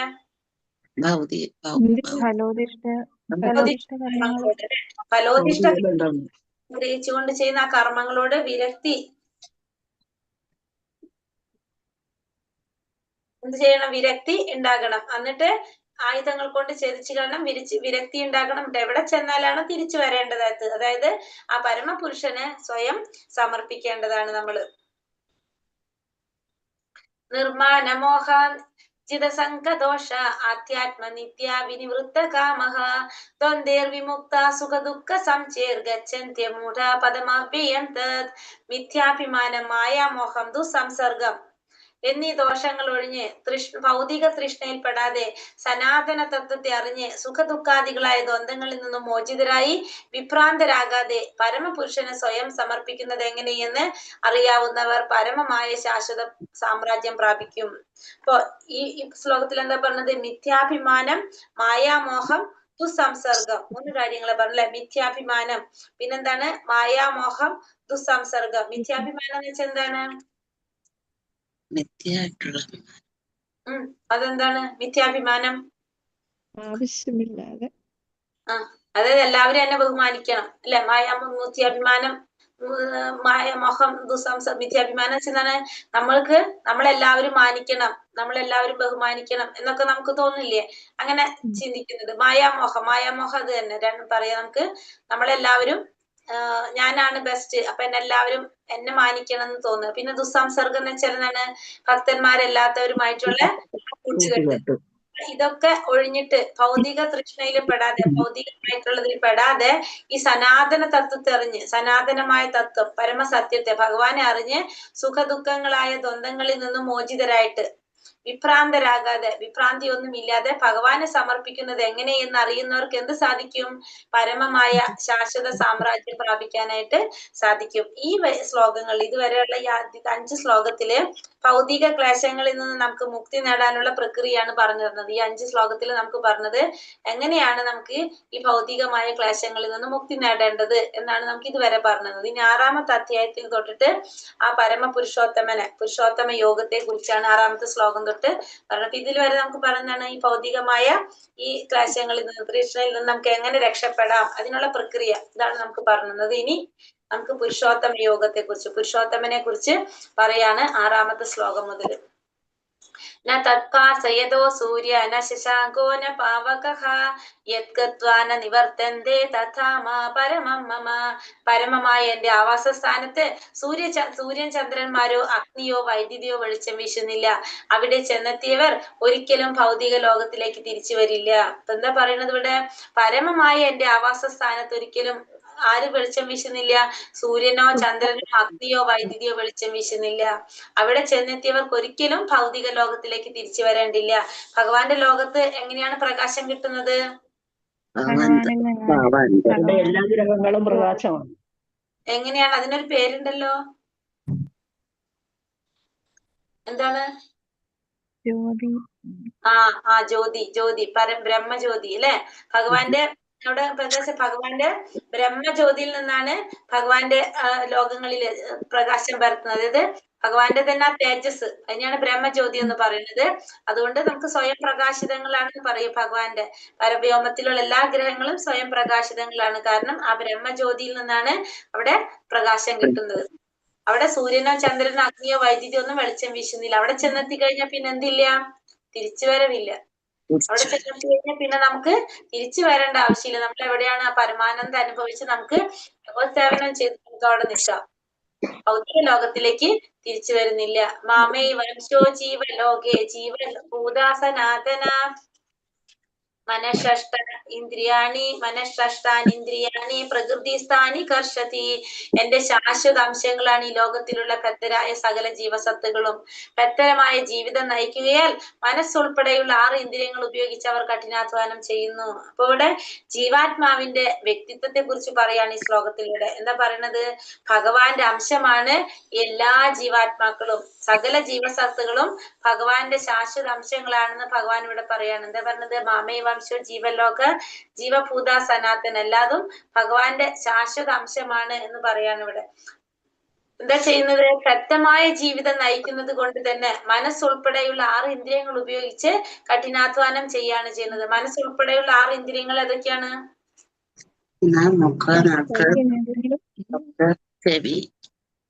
പഞ്ചേന്ദ്രിയങ്ങൾ പ്ലസ് മനസ്സ്. പഞ്ചേന്ദ്രിയങ്ങളും മനസ്സും. മനസ്സും പറഞ്ഞ പോലെ ഈ 5 ഇന്ദ്രിയങ്ങള് പ്ലസ് മനസ്സ്, ഈ 6 ഇന്ദ്രിയങ്ങൾ ഉപയോഗിച്ച് കഠിനാധ്വാനം ചെയ്തുകൊണ്ടിരിക്കുകയാണ് എല്ലാ ജീവാത്മാക്കളും. അപ്പൊ ഭഗവാന്റെ തന്നെ ശാശ്വത അംശങ്ങളാണ് ലോകത്തിലുള്ള എല്ലാ ജീവാത്മാക്കളും. ശക്തമായിട്ടുള്ള ജീവിതം നയിക്കുന്നത് കൊണ്ട് തന്നെ ഇത് മനസ്സുൾപ്പെടെയുള്ള 6 ഇന്ദ്രിയങ്ങൾ ഉപയോഗിച്ചുകൊണ്ട് കഠിനാധ്വാനം ചെയ്യുകയാണ് ചെയ്യുന്നത്.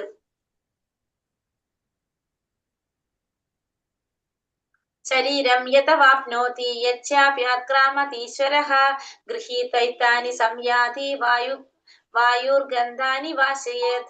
ഭൗതിക ലോകത്തിലെ ജീവസത്ത കാറ്റ് ഗന്ധങ്ങളെ എന്ന പോലെ ജീവിത സങ്കല്പങ്ങളെ ഒരു ശരീരത്തിൽ നിന്ന് മറ്റൊന്നിലേക്ക് കൊണ്ടുപോകുന്നു. അങ്ങനെ ഒരു തരത്തിലുള്ള ശരീരം ഉപേക്ഷിച്ച് മറ്റൊരു തരത്തിലുള്ള ശരീരം സ്വീകരിക്കുന്നു. അപ്പൊ ഈ ജീവാത്മാവ് എന്താ ചെയ്യുന്നത്?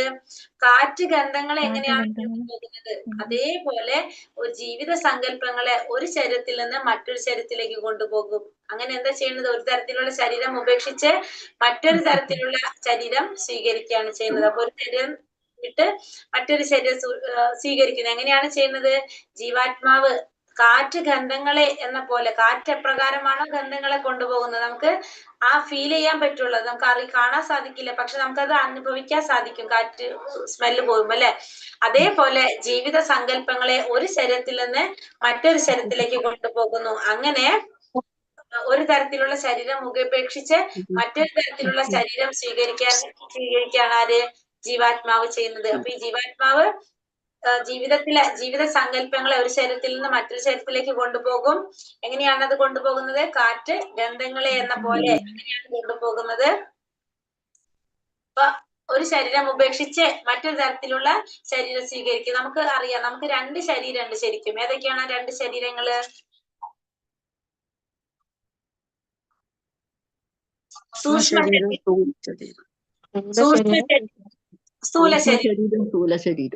സ്ഥൂല ശരീരം എന്ന് പറഞ്ഞാൽ ഏതാണ്? നമ്മൾ ഈ പഞ്ചഭൂതങ്ങൾ കൊണ്ട് നിർമ്മിച്ച നമ്മുടെ ഈ ശരീരമാണ് സ്ഥൂല ശരീരം. ആ ശരീരം നമുക്ക് നശിക്കാനുള്ളതാണ്. ഈ ജീവാത്മാവ് പോയി കഴിഞ്ഞാൽ നമ്മൾ ആ ശരീരം പിന്നെ നമ്മൾ എന്താ ചെയ്യുന്നത്? നശിപ്പിച്ചു കളയാണ്. ഈ പഞ്ചഭൂതങ്ങൾ നമ്മുടെ ഈ ശരീരം ഈ പഞ്ചഭൂതങ്ങളിൽ തന്നെ ലയിച്ചു പോവുകയാണ് ചെയ്യുന്നത് നമ്മളെ ശരീരം. അത് കഴിഞ്ഞിട്ടുള്ള സൂക്ഷ്മ ശരീരം എന്താ ചെയ്യുന്നത്? ഈ സൂക്ഷ്മ ശരീരം എന്ന് വെച്ചാൽ എന്താണ്? മനസ്സ്, ബുദ്ധി, മിഥ്യാഹങ്കാരം. ഇതാണ് ആത്മാവ് കൊണ്ടുപോകുന്നത് അല്ലെ. അപ്പൊ അടുത്ത ശരീരത്തിലേക്ക് നമ്മൾ പോകുമ്പോ എന്തുകൊണ്ടാ പോണത്? ഈ മനസ്സ്, എന്താണ് അത് പോകുമ്പോ നമുക്കൊരു നദിയൊക്കെ ഉണ്ട്, ഒരു വിരജാ നദിയൊക്കെ ഉണ്ടല്ലേ, ഇതിങ്ങനെ കടന്നു പോകുമ്പോ എന്താ സംഭവിക്കുന്നത്? ഈ മിഥ്യാഹങ്കാരം പോയിട്ട് എന്തായിട്ട് മാറും? മിഥ്യാഹങ്കാരം മാറും. അവിടേക്ക് എത്തുമ്പോഴേക്കും നമ്മൾ ആ മിഥ്യം പോയിട്ട് അഹംഭാവമായിട്ടും അഹങ്കാരമായിട്ട് മാറും. നമ്മള് ഭഗവാന്റെ അംശമാണെന്നുള്ളത് മനസ്സിലാവും നമുക്ക്. അതുവരെ നമുക്ക് ഇതൊക്കെ ഉള്ളൂ. അത് കഴിഞ്ഞ് നമുക്ക് മനസ്സിലാക്കാൻ സാധിക്കുന്നത് നമ്മൾ ഭഗവാന്റെ അംശമാണ്, നമ്മൾ ഭഗവാന്റെ സേവകനാണെന്നുള്ളതൊക്കെ നമുക്ക് മനസ്സിലാക്കാനായിട്ട് സാധിക്കും. അപ്പൊ ഈ സൂക്ഷ്മ ശരീരമാണ് പിന്നെ നമ്മളെ കൊണ്ടുപോകുന്നത്. ബാക്കി സ്ഥൂല ശരീരം ഇവിടെ തന്നെ നശിച്ചു പോയി. ഈ സൂക്ഷ്മ ശരീരം, അതായത് മനസ്സ്, ബുദ്ധി, മിഥ്യാഹങ്കാരം കൊണ്ടാണ് പിന്നെ പോകുന്നത്. അപ്പൊ നമ്മൾ അടുത്തൊരു ശരീരം നമുക്ക് കിട്ടും. അപ്പൊ അവിടെ ചെല്ലുമ്പോൾ നമ്മൾ റെഡി ആയിട്ട് നിൽക്കുന്നുണ്ടാവും, നമ്മൾ ചെയ്ത കർമ്മത്തിനനുസരിച്ച് അടുത്ത ശരീരത്തിന് വേണ്ടിയിട്ട്. ചിലപ്പോൾ നമുക്ക് ശരീരം വേഗം കിട്ടാം, ചിലപ്പോൾ നമ്മൾ ചെയ്യുന്നതനുസരിച്ച് നമ്മൾ ചിലപ്പോൾ കാത്തിരിക്കേണ്ടതായിട്ട് വരും. ഒരു ശരീരം ഇല്ലാതെ നമുക്ക് ഇരിക്കേണ്ടതായിട്ട് വരാം. നമ്മൾ ചെയ്യുന്ന കർമ്മങ്ങൾ അനുസരിച്ചാണ് ഇതൊക്കെ നടക്കുന്നത്. അപ്പൊ നമുക്ക് ഇത്രയും മനസ്സിലാക്കാം. നമുക്ക് ശരിക്കും 2 ശരീരമുണ്ട്, ഒന്ന് സൂക്ഷ്മവും ഒന്ന് സ്ഥൂലം. സൂക്ഷ്മ ശരീരം നശിക്കുന്നില്ല, സ്ഥൂല ശരീരം നശിച്ചു പോകും. ഈ സൂക്ഷ്മ ശരീരം കൊണ്ടാണ് ജീവാത്മാവ് പോകുന്നത്. അപ്പൊ ഈ ജീവാത്മാവ് പോകുമ്പോ ആ ശരീരം നമുക്ക് അടുത്തത് കിട്ടോ ഇല്ല എന്നുള്ളത് എങ്ങനെയാണ്? നമ്മൾ ചെയ്യുന്ന കർമ്മത്തിനനുസരിച്ചാണ്. ചിലപ്പോ നമുക്ക് പെട്ടെന്ന് തന്നെ നമുക്ക് അടുത്തൊരു ശരീരം സ്വീകരിക്കാനായിട്ട് സാധിക്കും. ചിലപ്പോ നമ്മള് വർഷങ്ങളോളം എത്രയോ നാള് നമ്മൾ കാത്തിരിക്കേണ്ടതായിട്ടും വരാം. അങ്ങനെ നമ്മൾ അടുത്തൊരു ശരീരം നമുക്ക് കിട്ടുകയാണ് ചെയ്യുന്നത്. ശ്രോത്രം ചക്ഷു സ്പർശനം ച രസനം ഘ്രാണമേവ ച അധിഷ്ഠായ മനശ്ചായം വിഷയാനുപസേവതേ. ഇപ്രകാരം മറ്റൊരു സ്ഥൂല ശരീരം കൈക്കൊള്ളുന്ന ജീവസത്ത മനസ്സിനിണങ്ങിയ 5 ഇന്ദ്രിയങ്ങൾ കണ്ണ്, ചെവി, നാവ്, മൂക്ക്, ത്വക്ക് എന്നിവ സ്വീകരിക്കുകയും അവയിലൂടെ ഒരു കൂട്ടം ഇന്ദ്രിയ വിഷയങ്ങൾ ആസ്വദിക്കുകയും ചെയ്യുന്നു. അപ്പൊ വീണ്ടും നമുക്ക് എന്ത് കിട്ടും? സൂക്ഷ്മ ശരീരത്തിൽ പിന്നെ നമുക്ക് സ്ഥൂല ശരീരം കിട്ടും. അങ്ങനെ കിട്ടിക്കഴിഞ്ഞാൽ വീണ്ടും അവിടെ എന്താണ്? വീണ്ടും ഇന്ദ്രിയങ്ങളുണ്ട്. ആ ഇന്ദ്രിയങ്ങൾ ഉപയോഗിച്ചുകൊണ്ട് പിന്നെ നമ്മൾ എന്ത് ചെയ്യാൻ തുടങ്ങും? ഇന്ദ്രിയ വിഷയങ്ങൾ ആസ്വദിക്കാനായിട്ട് നമ്മൾ തുടങ്ങും. വീണ്ടും നമ്മൾ ആദ്യം ചെയ്ത പ്രവൃത്തി വീണ്ടും ഈ ഒരു ശരീരത്തിൽ ഇരുന്നുകൊണ്ട് നമ്മൾ ചെയ്യാനായിട്ട് തുടങ്ങാണ്. ഉത്ക്രാമന്തം സ്ഥിതം വാപി പുഞ്ചാനാം വാ ഗുണാനിതം വിമൂഢാനാനുപശ്യന്തി പശ്യന്തി ജ്ഞാന ചക്ഷുഷഃ.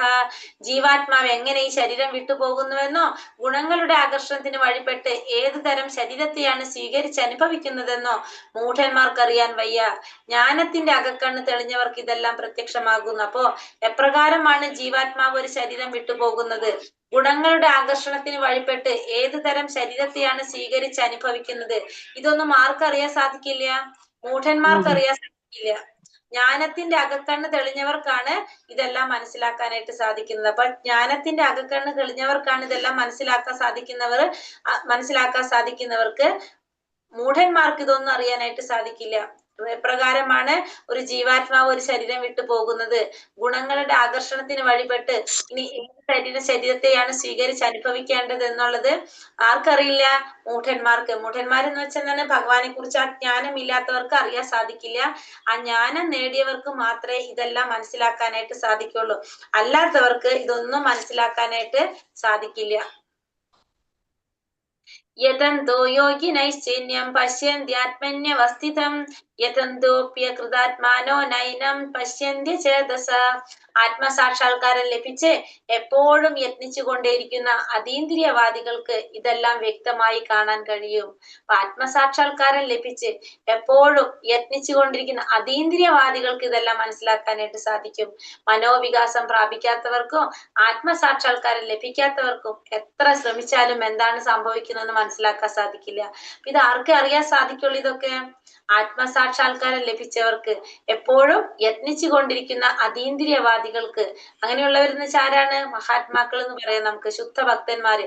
അവർക്ക് മാത്രമേ ഇതൊക്കെ വ്യക്തമായിട്ട് മനസ്സിലാക്കാനും അറിയാനും സാധിക്കുള്ളൂ. മനോവികാസം പ്രാപിക്കാത്തവർക്കോ ആത്മസാക്ഷാത്കാരം ലഭിക്കാത്തവർക്കോ എത്ര ശ്രമിച്ചാലും എന്തൊക്കെയാണ് സംഭവിക്കുന്നതെന്ന് കൂടിയിട്ട് അറിയാനോ മനസ്സിലാക്കാനോ സാധിക്കില്ല. അപ്പൊ ഇതൊക്കെ മനസ്സിലാകണമെങ്കിൽ ആർക്കേ സാധിക്കുള്ളൂ? ഭക്തന്മാർക്ക്, അതീന്ദ്രിയവാദികൾക്ക്, മഹാത്മാർക്ക്. ഇവർക്ക് മാത്രമേ ഇതൊക്കെ മനസ്സിലാക്കാനായിട്ട് സാധിക്കുള്ളൂ. അല്ലാത്തവർക്ക് എന്താണ് സംഭവിക്കുന്നെന്നുള്ളത് എന്താണ് പറഞ്ഞത്, എത്ര ശ്രമിച്ചാലും അവർക്കത് മനസ്സിലാക്കാനായിട്ട് സാധിക്കില്ല. സ്പീഡ് കൂടുന്നുണ്ടോ ഞാൻ പറയുന്നത്?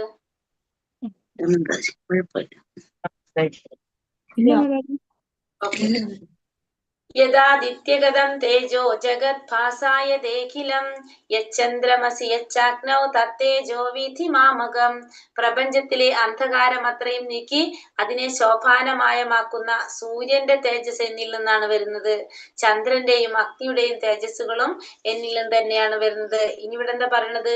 പ്രപഞ്ചത്തിന്റെ അന്ധകാരം അത്രയും നീക്കി അതിനെ ശോഭായമാനമാക്കുന്ന സൂര്യന്റെ തേജസ്.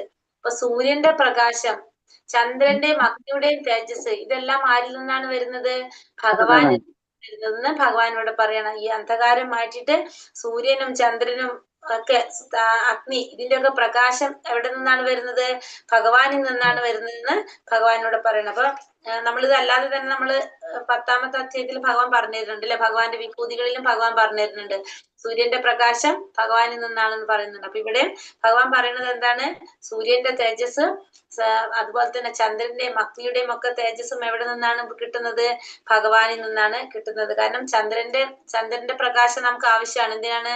സസ്യങ്ങളെ പോഷിപ്പിക്കുന്നതിന് ചന്ദ്രപ്രകാശം ആവശ്യമാണ്. കാരണം എല്ലാം ആരുടെ നിയന്ത്രണത്തിലാണ് നടക്കുന്നത്, അല്ലെങ്കിൽ ആരുടെ കാരുണ്യം കൊണ്ടാണ് നടക്കുന്നത്? ഭഗവാന്റെ കാരുണ്യം കൊണ്ടാണ്. ഭഗവാന്റെ കാരുണ്യം നമുക്ക് എന്തില്ല? സൂര്യനും ചന്ദ്രനും അഗ്നി ഇതൊന്നും ഉണ്ടാകില്ല. ഇവരുടെ സഹായം ഇല്ലെങ്കിൽ നമുക്ക് ജീവിക്കാനും സാധിക്കില്ല. എല്ലാത്തിനും ആരുടെ സഹായം ആവശ്യമാണ് നമുക്കപ്പോ? ഭഗവാന്റെ ആവശ്യമാണ്. സൂര്യന്റെ പ്രകാശം, അഗ്നി, നിലാവ് എന്നിവ ജീവാത്മാക്കൾക്ക് എത്രയും ഹിതകാരികളാണ് എന്ന് പറയാം. അപ്പൊ ജീവാത്മാക്കൾക്ക് സൂര്യന്റെ പ്രകാശവും അഗ്നിയും നിലാവും ഇതൊക്കെ അത്യാവശ്യമാണ്. അപ്പൊ ഇതില്ലാതെ നമുക്കൊന്നും ചെയ്യാനായിട്ട് സാധിക്കില്ല. അപ്പൊ ഇതെല്ലാം നമുക്ക് ആരിൽ നിന്ന് തന്നെയാണ് കിട്ടുന്നത്? ഭഗവാനിൽ നിന്ന് തന്നെയാണ് കിട്ടുന്നത്. ഭഗവാന്റെ കാരുണ്യം ഇല്ലാതെ നമുക്കൊന്നും ചെയ്യാനായിട്ട് സാധിക്കില്ല. ഗാമാവിശ്യച്ച ഭൂതാനി ധാരയാത്മ്യാഹമോജസ പുഷ്ണാമി ചൗഷതി സർവ സോമാ ഭൂതോരസാത്മക. ഞാൻ ഓരോ ഗ്രഹത്തിലും ഉൾപൂകി അവയെ എന്റെ ശക്തി കൊണ്ട് ഭ്രമണപഥത്തിൽ നിലനിർത്തുന്നു. ഞാൻ തന്നെ ചന്ദ്രനായി തീർന്ന് എല്ലാ സസ്യങ്ങൾക്കും ജീവരസം പകരുന്നു. അപ്പൊ ഓരോ ഗ്രഹത്തിലും ഉൾപൂകിക്കൊണ്ട് ഭഗവാൻ എന്ത് ചെയ്യാണ്? ഭഗവാന്റെ ശക്തി കൊണ്ട് ഭ്രമണപഥത്തിൽ നിലനിർത്തുന്നതും ആര് തന്നെയാണ്? ഭഗവാൻ തന്നെയാണ്. പിന്നെ ചന്ദ്രനായി തീർന്ന് സസ്യങ്ങൾക്ക് ജീവരസം പകരുന്നതും ആര് തന്നെ? ഭഗവാൻ തന്നെയാണെന്ന് ഭഗവാൻ പറയണം. അപ്പൊ ഓരോ ഗ്രഹത്തിലും ഉൾപൂകിക്കൊണ്ട് ഭഗവാന്റെ ശക്തി കൊണ്ട് ഭഗവാൻ എന്ത് ചെയ്യാണ്? ഇവയൊക്കെ ഈ ഭ്രമണപഥത്തില് നിലനിർത്തുന്നത് ഭഗവാനാണ്. മാത്രമല്ല അതുകൊണ്ടാണ് എന്ത് ചെയ്യുന്നത്? എല്ലാതും ആ സ്ഥാനത്തില് അതിങ്ങനെ എന്താ പറയാ ശൂന്യാകാശത്തിൽ ഒഴുകി നടക്കുന്നത്. അതെങ്ങനെയാണ്? ഭഗവാന്റെ ആ ശക്തി കൊണ്ടാണ് ചെയ്യുന്നതെന്ന് ഭഗവാൻ പറയാണ്. ഇങ്ങനെ ശൂന്യാകാശത്തിൽ ഒഴുകി നടക്കുന്നത് ഭഗവാന്റെ പരമശക്തി അതില് അന്തർഭവിച്ചിട്ടുള്ളത് കൊണ്ടാണെന്ന് ഇവിടെ പറയണം. ഭ്രമണപഥത്തില് എല്ലാത്തിനും നിലനിർത്തുന്നത് ഭഗവാനാണെന്ന് പറയാണ് അല്ലെ. അപ്പൊ ആ ഭ്രമണപഥത്തില് എല്ലാതും നടക്കുന്നത് എങ്ങനെയാണ്? ശൂന്യാകാശത്തിൽ ഒഴുകി നടക്കുന്നത് ഭഗവാന്റെ ശക്തി കൊണ്ടാണെന്ന് ഭഗവാൻ പറയാണ്. പിന്നെന്താ പറയുന്നത് അടുത്തല്? ചന്ദ്രനായി തീർന്ന് എല്ലാ സസ്യങ്ങൾക്കും ജീവരസം പകരുന്നത് ആര് തന്നെയാണ്? ഭഗവാൻ തന്നെയാണ്. കാരണം ചന്ദ്രനിലൂടെയാണ് എന്ത് കിട്ടുന്നത്? എല്ലാ സസ്യങ്ങൾക്കും പോഷണം കിട്ടുന്നത്. അതിന് കാരണമാകുന്നത് ആരാണ്? ഭഗവാനാണ്. അപ്പൊ അതുകൊണ്ടാണ് ഈ സസ്യങ്ങൾ എന്തായി മാറുന്നത്? സ്വാദിഷ്ടായിട്ട് മാറുന്നതിന്റെ കാരണം നിലാവ്. ആ നിലാവില്ലാതെ സസ്യങ്ങൾക്ക് വളരാനും സ്വാദിഷ്ടമാകാനും സാധിക്കില്ല. അതിന് കാരണമാകുന്നത് ഭഗവാനാണ്. അപ്പൊ ചന്ദ്രനായി തീർന്ന് എല്ലാ സസ്യങ്ങൾക്ക് ജീവരസം പകരുന്നത് ഭഗവാനാണെന്ന് ഭഗവാൻ ഇവിടെ പറയാണ്.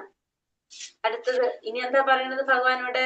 അഹം വൈശ്യാനരോ ഭൂത്വ പ്രാണിനാം ദേഹമാശ്രിത പ്രാണാപാന സമായുക്ത പചാമെന്യം ചതുർവിധം. സകല ജീവികളിലുമുള്ള ദഹനാഗ്നിയാണ് ഞാൻ. ഉൾക്കൊള്ളുന്നതും പുറത്തു തള്ളുന്നതുമായ പ്രാണവായുവിനോട് ചേർന്ന് ഞാൻ 4 വിധത്തിലുള്ള ആഹാരങ്ങളെ ദഹിപ്പിക്കുന്നു. അപ്പൊ ഇനി ഇത് മാത്രമല്ല ഭഗവാൻ ചെയ്യുന്നത്, ദഹനാഗ്നിയായിട്ട് പ്രവർത്തിക്കുന്നതും ആര് തന്നെയാണ്?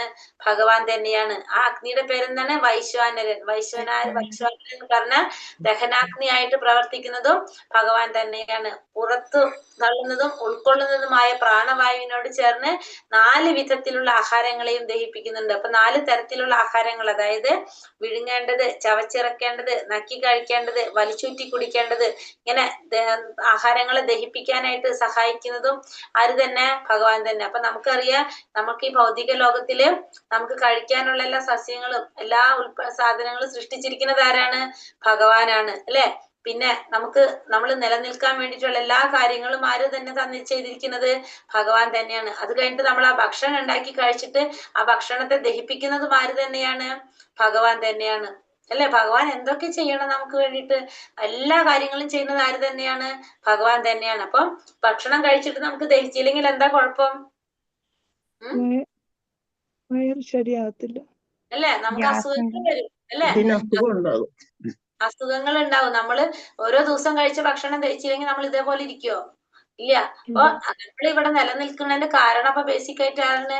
ഭഗവാൻ തന്നെയാണ് ഇതൊക്കെ ചെയ്തുകൊണ്ടിരിക്കുന്നത്. അല്ലെങ്കിൽ നമുക്ക് ഒന്നും ചെയ്യാൻ നമുക്ക് പറ്റില്ല.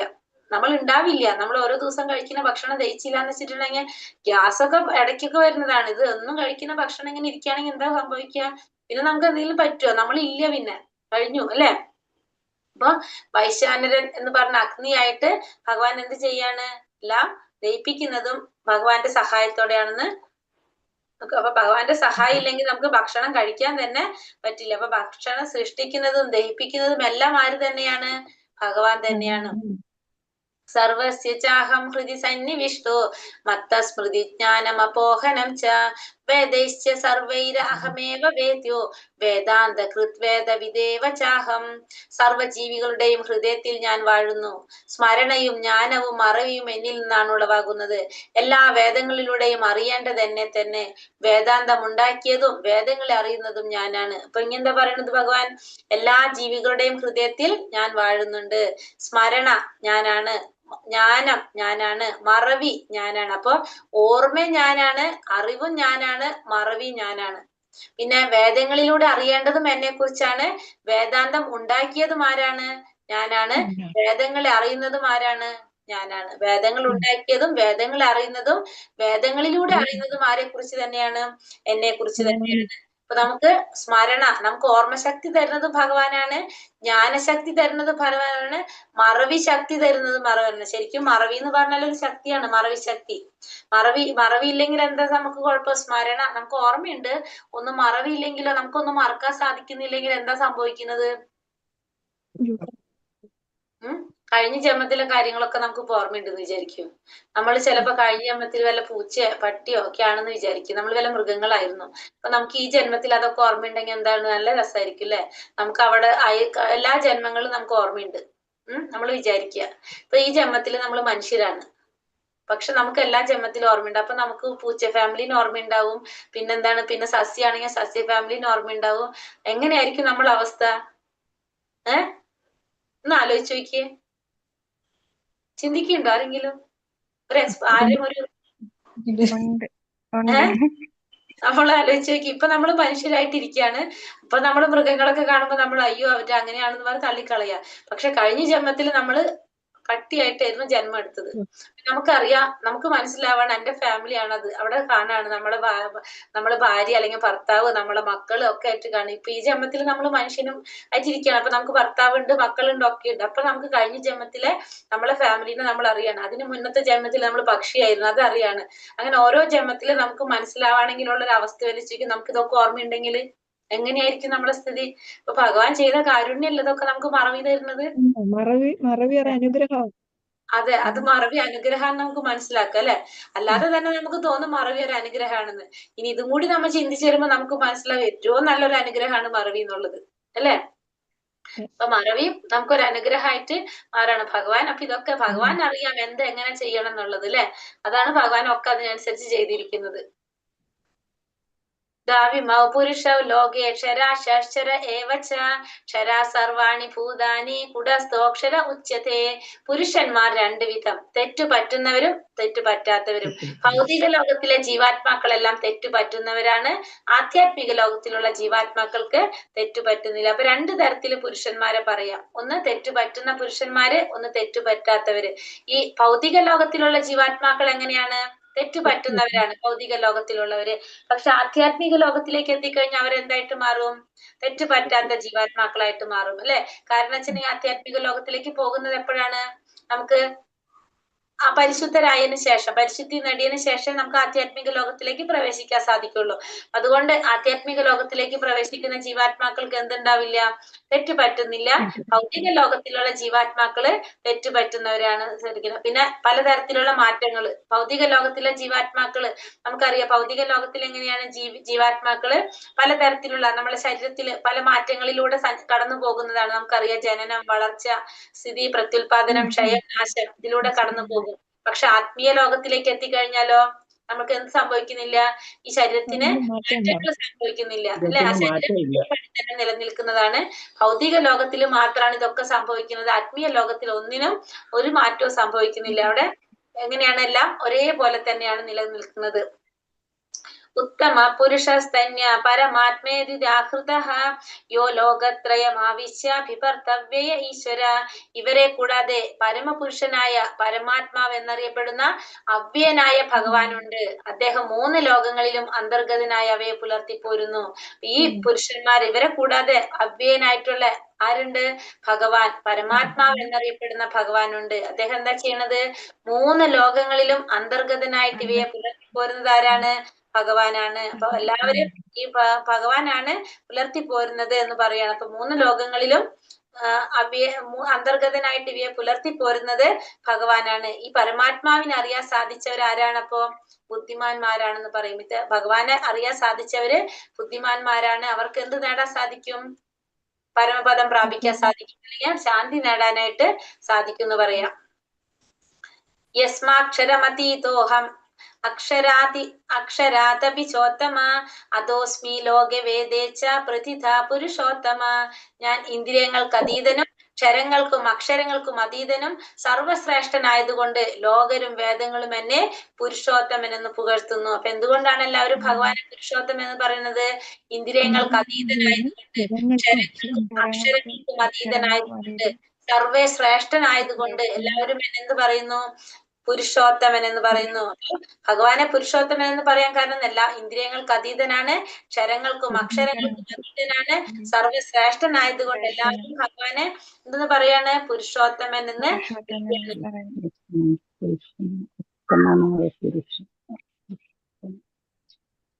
യോ മാമേവമ സമ്മൂഢോ ജാനാതി പുരുഷോത്തമം സാ സർവവിദ് ഭജതി മാം സർവഭാവേന ഭാരത.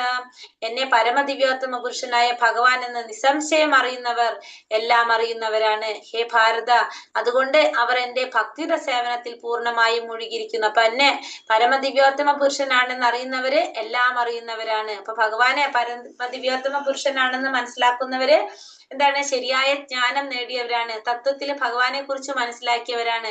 അങ്ങനെയുള്ളവർക്ക് എന്ത് സാധിക്കും? ഭഗവാന്റെ ഭക്തിയുടെ സേവനത്തിൽ പൂർണ്ണമായിട്ട് മുഴുകാനായിട്ട് സാധിക്കും.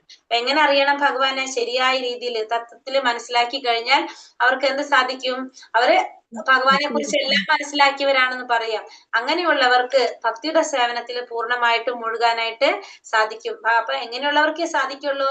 ഭഗവാനെ തത്വത്തിൽ മനസ്സിലാക്കിയവർക്ക്. ഇവിടെ പറയുന്നതാണല്ലേ ഭജതി എന്ന് പറയുന്നത്. ഭജതി എന്ന് വെച്ചെന്താണ്? ഭഗവാനെ അത്രയും എന്താ പറയാ, ഭഗവാനെ കൂടുതൽ നമ്മൾ മനസ്സിലാക്കാൻ, ഭജിച്ചുകൊണ്ടിരിക്കുക എന്ന് പറയാം. ഏത് സമയത്തും ഭഗവാനെ കുറിച്ച് മാത്രം ഭജിച്ചുകൊണ്ടിരിക്കുക എന്ന് പറയാം. അപ്പൊ അത്രയും ഭഗവാനോട് ബന്ധപ്പെട്ടിരിക്കുന്ന ഒരു വ്യക്തി, അതായത് കൃഷ്ണാവബോധം ഉൾക്കൊണ്ട ഒരു വ്യക്തിക്ക് ഭക്തിയുടെ സേവനത്തിൽ പൂർണ്ണമായിട്ട് മുഴുകിയിരിക്കാനായിട്ട് സാധിക്കും. ഇതി ഗുഹ്യതമം ശാസ്ത്രം ഇതി മുക്തം മയാനക ഏതത് ബുദ്ധോ ബുദ്ധിമാൻ സ്യാത് കൃതാകൃത്യശ്ച ഭാരത. ഹേ പാപരഹിത, അവിടെ മയാനക, അനക എന്നാ വിളിക്കുന്നത്. അനക എന്ന് വെച്ചാൽ പാപരഹിതൻ. അർജുനനെ വിളിക്കുകയാണ് പാപരഹിത. ഞാൻ ഇപ്പോൾ ഉപദേശിച്ച ഈ ജ്ഞാനം വേദഗ്രന്ഥങ്ങളിലെ അതിരഹസ്യമായ ഭാഗമാണ്. ഇതറിയുന്നവർ ബുദ്ധിശാലികളാകും, അവരുടെ പ്രയത്നങ്ങൾക്ക് പൂർണ്ണത കൈവരും. അപ്പോ ഈ രഹസ്യമായിട്ടുള്ള ജ്ഞാനമാണ് ഞാൻ നിനക്കിപ്പോ ഉപദേശിച്ചു തന്നത്. ഇതറിയുന്നവരാരാണ്? ബുദ്ധിശാലികളാണ്. ഇവരുടെ പ്രയത്നങ്ങൾക്ക് പൂർണ്ണത കൈവരും. അർജുനനെ വിളിക്കുകയാണ് എന്താണ്? അനഘ എന്ന് വിളിക്കുന്നത്. ഹേ പാപരഹിത എന്ന് വെച്ചിട്ടുണ്ടെങ്കിൽ ഈ ജ്ഞാനം ഞാൻ ഈ പറഞ്ഞു തന്നത് വേദഗ്രന്ഥങ്ങളിലെ അതിരഹസ്യമായ ഭാഗമാണ് ഞാനിപ്പോ നിനക്ക് ഈ പറഞ്ഞു തന്നത്. ഇത് അറിയുന്നവരാരാണ്? ബുദ്ധിശാലികളായിരിക്കും, ബുദ്ധിമാന്മാരായിരിക്കും. ഇത് അറിയുന്നവര് അവരുടെ പ്രയത്നങ്ങൾക്ക് പൂർണ്ണത കൈവരിക്കുകയും ചെയ്യും. അപ്പൊ മനുഷ്യന്റെ അധപതനത്തിന് കാരണം എന്താണ്? ശരിക്കും നമ്മൾ ഈ ഭൗതിക പ്രകൃതിയെ കീഴടക്കണമെന്ന ആഗ്രഹമാണ് നമ്മൾക്ക് എന്ത് വരുന്നത്? ഈ അധപതനം സംഭവിക്കുന്നത്. അപ്പൊ അതിനെ നശിപ്പിക്കാൻ നമ്മൾ എന്ത് ചെയ്യണം? വേരോടെ നശിപ്പിച്ച് കളയണം എന്നാ പറയണത് അല്ലെ. അതിനെ നശിപ്പിക്കണമെങ്കിൽ നമ്മൾ എന്ത് ചെയ്യണം? ഭഗവാനോടുള്ള ആസക്തി കൂട്ടണം, ഭൗതികതയോടുള്ള വിരക്തി. ഇപ്പൊ നമുക്ക് ഭഗവാനോട് ആസക്തി കൂടുമ്പോ എന്ത് സംഭവിച്ചുകൊണ്ടിരും? സ്വാഭാവികമായിട്ടും ഭഗവാനോടുള്ള വിരക്തി, ഭൗതികതയോടുള്ള വിരക്തി വർദ്ധിച്ചു കൊണ്ടുവരും. അങ്ങനെ നമുക്ക് എന്ത് സാധിക്കും? നമ്മൾ പറഞ്ഞല്ലേ, ആ വിരക്തി എന്ന ആയുധം കൊണ്ട് ഇതിനെ ഛേദിച്ച് കളയാനായിട്ട് നമുക്ക് സാധിക്കും അല്ലെ. ആസക്തി കൂടുമ്പോ എന്തിനോടുള്ള ആസക്തി കൂടണം? നമുക്ക് ഭഗവാനോടുള്ള ആസക്തി കൂടുമ്പോ ഭൗതികതയിലൂടെ നമുക്ക് വിരക്തി വരും. ആ വിരക്തി എന്ന ആയുധം കൊണ്ട് ഇതിനെ ഛേദിച്ച് കളഞ്ഞാൽ നമുക്ക് എന്ത് സാധിക്കും? ഭഗവാനെ പ്രാപിക്കാനായിട്ട് സാധിക്കും. അപ്പൊ അങ്ങനെ അവരുടെ പ്രയത്നങ്ങൾക്ക് എന്ത് കൈവരും? പരിപൂർണത കൈവരുത്താനായിട്ട് സാധിക്കും. ഹരേ കൃഷ്ണ കൃഷ്ണ കൃഷ്ണ ഹരേ ഹരേ, ഹരേ രാമ രാമ രാമ ഹരേ ഹരേ. പഞ്ചകൽപതരൂപേശ്ച കൃപാ സിന്ധോഭ്യേവ ച പതിതാനാം പാവനേഭ്യോ വൈഷ്ണവേഭ്യോ നമോ നമഃ. अनंत कोटि वैष्णव वृंद की जय, श्रील प्रभुपाद की जय, गुरुदेव की जय, निताय गौर ब्रह्मानंदे। हरि हरि बोल। हरे कृष्णा हरे कृष्णा हरे कृष्णा क्वेश्चन आंसर ഉണ്ട് മാതാജി. ക്വസ്റ്റ്യൻ ആൻസർ ഉണ്ട്. വേദപഠനത്തിന്റെ ഉദ്ദേശം എന്താണ്? കൃഷ്ണനെ പറ്റി അറിയുക കൃഷ്ണനെ എന്നത്. പറ്റി അറിയാം. ഭഗവാനെ അറിയുക അല്ലെ, അതാണ് ഉദ്ദേശം. അറിയാ വൃക്ഷം എന്ന് വെച്ചാൽ എന്തിനോടാണ് ഉപമിച്ചിരിക്കുന്നത്? ഭൗതിക ബന്ധങ്ങളാണ്. ഭൗതിക ബന്ധങ്ങൾ. ഭൗതിക ബന്ധങ്ങളോട് ഈ വൃക്ഷത്തിന് പോഷണം കിട്ടുന്നതെന്നാണ്? ഭൗതിക ഗുണങ്ങളിൽ നിന്ന്. 5-ാമത്തെ ശ്ലോകത്തിൽ എന്താ പറഞ്ഞിരിക്കുന്നത്? മിഥ്യാഭിമാനം, മായാമോഹം, ദുസംസർഗം എന്നീ ദോഷങ്ങൾ ഒഴിഞ്ഞ് ഭൗതിക തീക്ഷ്ണതയിൽ പെടാതെ സനാതന തത്വത്തെ അറിഞ്ഞ് സുഖദുഃഖങ്ങളായ ദ്വന്ദ്ങ്ങളിൽ നിന്ന് മോചിതരായി വിഭ്രാന്തരാകാതെ പരമപുരുഷനെ സ്വയം സമർപ്പിക്കുന്നത് എങ്ങനെയെന്ന് അറിയുന്നവർ പരമമായ സാമ്രാജ്യം പ്രാപിക്കും. ജീവാത്മാവിന്റെ വ്യക്തിത്വം വെളിപ്പെടുത്തുന്ന ശ്ലോകം ഏതാണ്? 7-ാം ശ്ലോകം. ശ്ലോകം 15, 7-ാം ശ്ലോകം. മമൈവാംസോ ജീവലോകേ ജീവഭൂതാ സനാതന മനഃശക്താൻ ഇന്ദ്രിയാണി പ്രകൃതിസ്ഥാനി കർഷവി. ജീവാത്മാവിന്റെ ദഹനാഗ്നിയായിട്ട് വർത്തിക്കുന്ന അഗ്നി ഏതാണ്? വൈശ്വാനരാഗ്നി.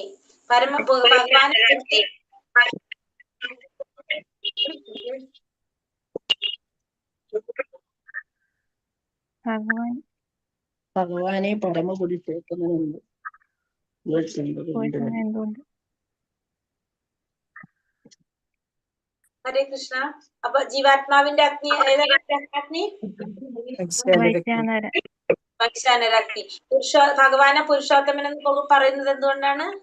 ഭഗവാൻ ഇന്ദ്രിയാതീതനും ക്ഷരങ്ങൾക്കും അക്ഷരങ്ങൾക്കും അതീതനും സർവശ്രേഷ്ഠനുമായതുകൊണ്ട് ഇവരും വേദങ്ങളും ഭഗവാൻ